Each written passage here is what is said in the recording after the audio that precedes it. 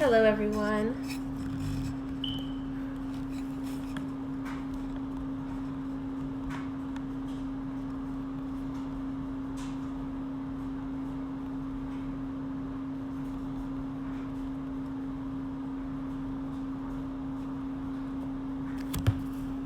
Hi, everyone. So, I wanted to come on to talk a little bit about Metresili Freda because today is one of her feast days. Good morning. Today is her feast day in her form as the Virgin of Sorrows. And I went out and I got her some stuff. But she was so excited about everything that I got her that she wanted me to show you guys an example of what she likes in case you want to get her something. You don't have to get her exactly what I got her, but she just wanted to show you guys what I got her. When I was shopping, she's like, oh, you should show everybody what you got me. So I was like, okay. And I also wanted to talk a little bit about her story because it's really important to know a little bit about her story, especially if you're one of her children. And it's also important for our history to know a little bit about her story because a lot of people don't know a lot about the stories of the mysteries, and when they do give permission to share about their stories, it's really important to share whatever they show you. Now, the story that I'm about to tell you is what she's told me, what she's shown me. What other people's stories may be different. I've built a relationship with her, so she's shown me the parts of her stories that she wanted to share, and I respect that, and I really honor her for that.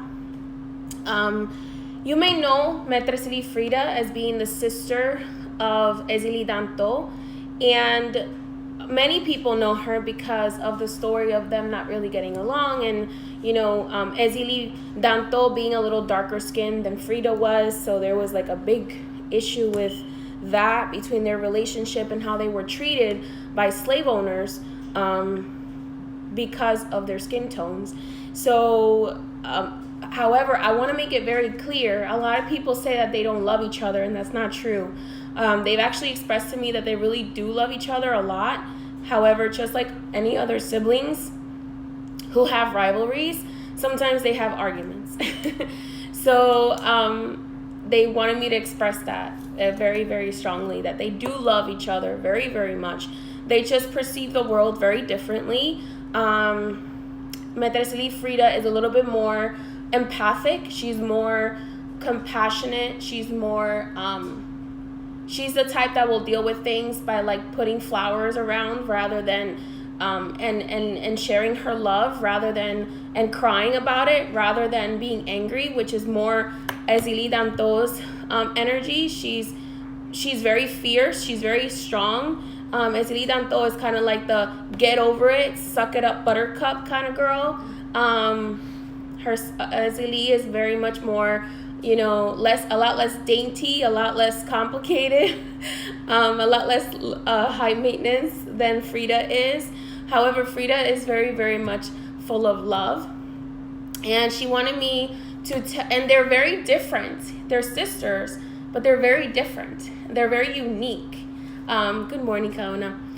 So she wanted me to tell you guys a little bit about her story, and then she wanted me to show you what I got her because she was really excited.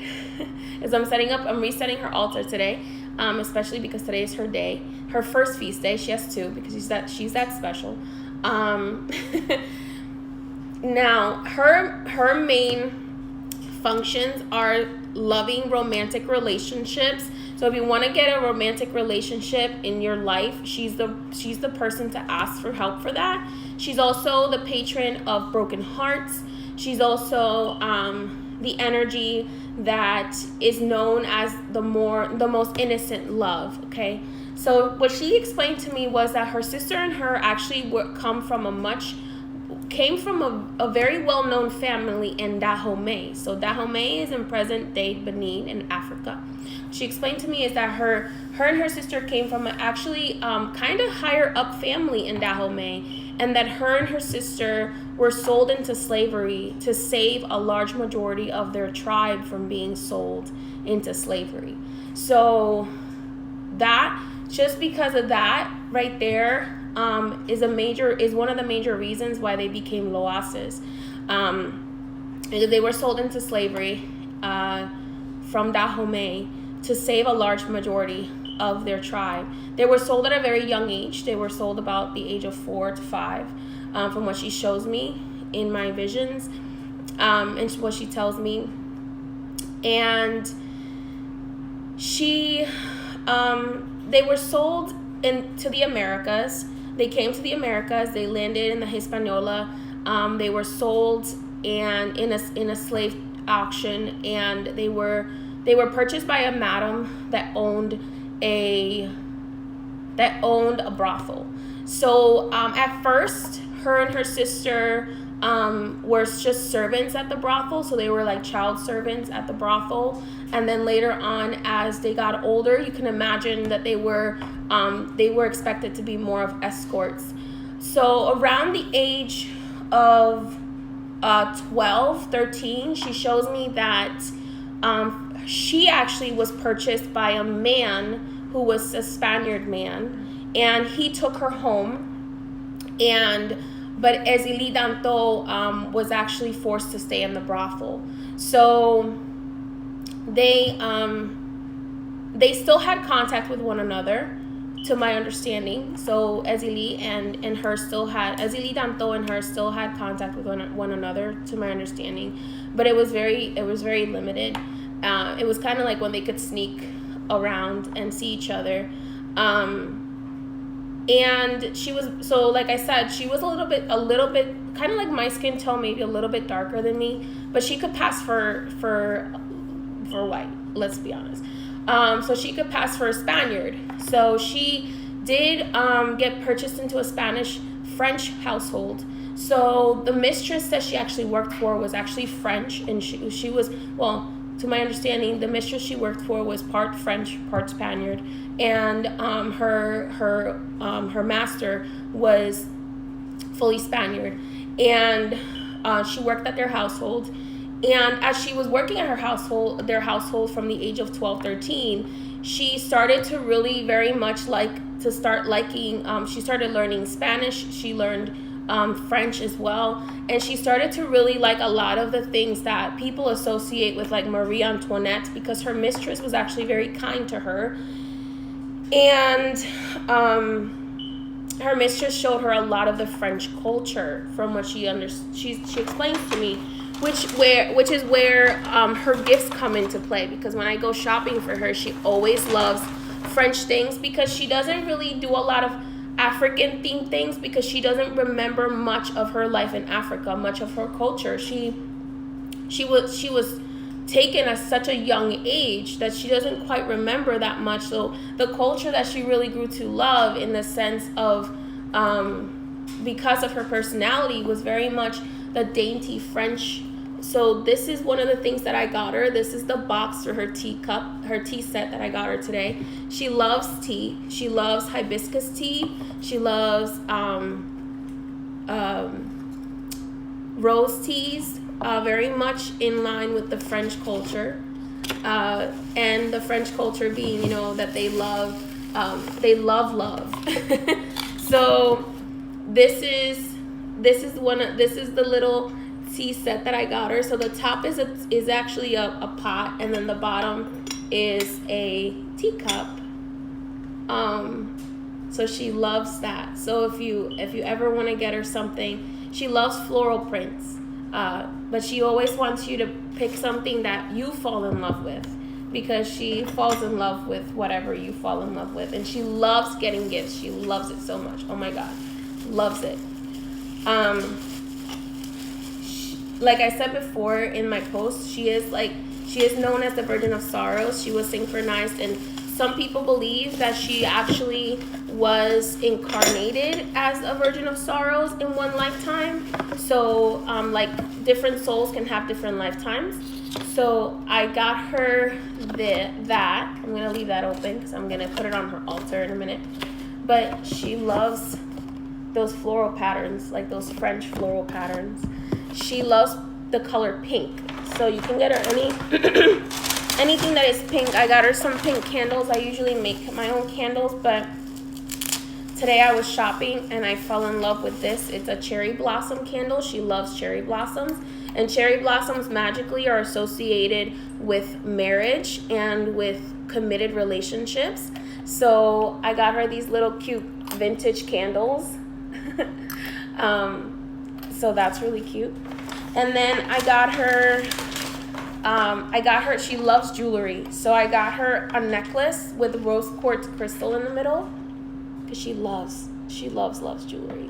So any jewelry that you can get her, it's believed that you should put it on her altar and she enchants it for you, and then you can wear it for good luck if she gives you permission. Once in a while you can wear her jewelry for good luck. And then I got her this little compact mirror because she loves to look at herself. I think all the goddesses of love to look at themselves. So I got her this little beautiful compact mirror with flowers. It's gold, to put on her altar because she loves it.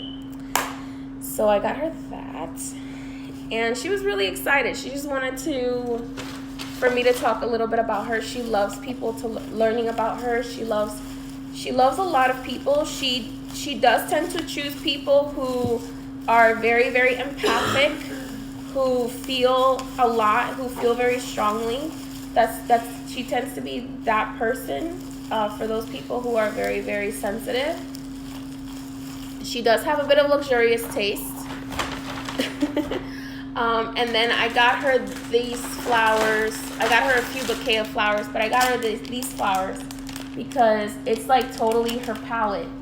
She loves like the hydrangeas and the roses, the pink roses. So I got her those. I got her a few bouquets. I got her some carnations. So I got her some carnations with, I call this angel's breath, but everybody calls it baby's breath. I call it angel's breath. I don't know why, but the angels always make me call it angel's breath.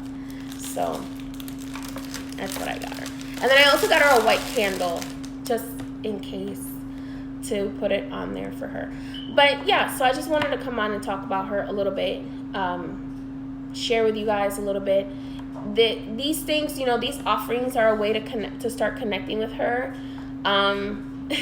Delicacy. Yes. Last year I got her a whole bunch of macaroons. This year I couldn't do that because the macaroon place was closed. So this year, I just got her whatever called to my heart when I was shopping.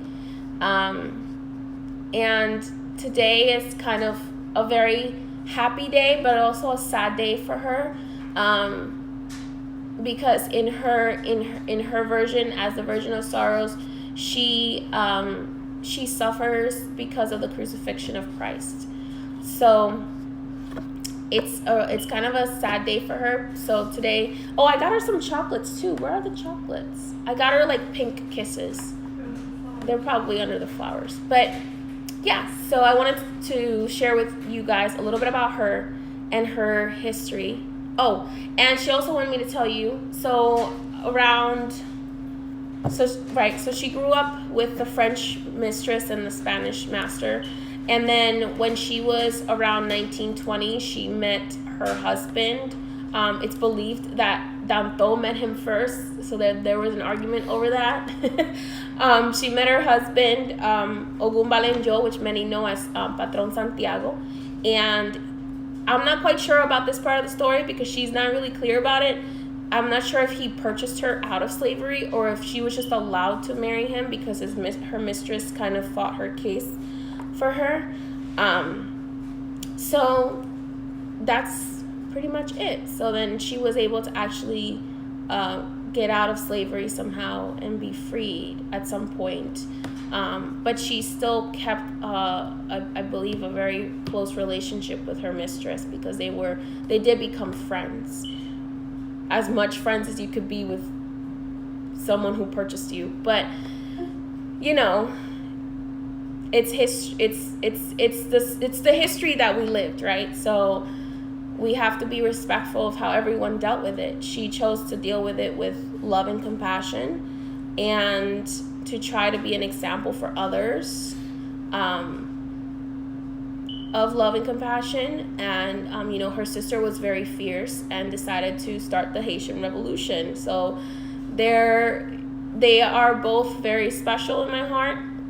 They're both very different, so it's important to respect both of them for the individuals that they are. So that's what I say with any mystery that you're going to connect with. It's really important to respect them for the individual that they are, and to allow them to show you what they want to show you and share with you about their lives. And remember that it's never our place to tell someone else's story unless someone gives us permission to, which is why I don't usually share the stories. I can share with you guys like what offerings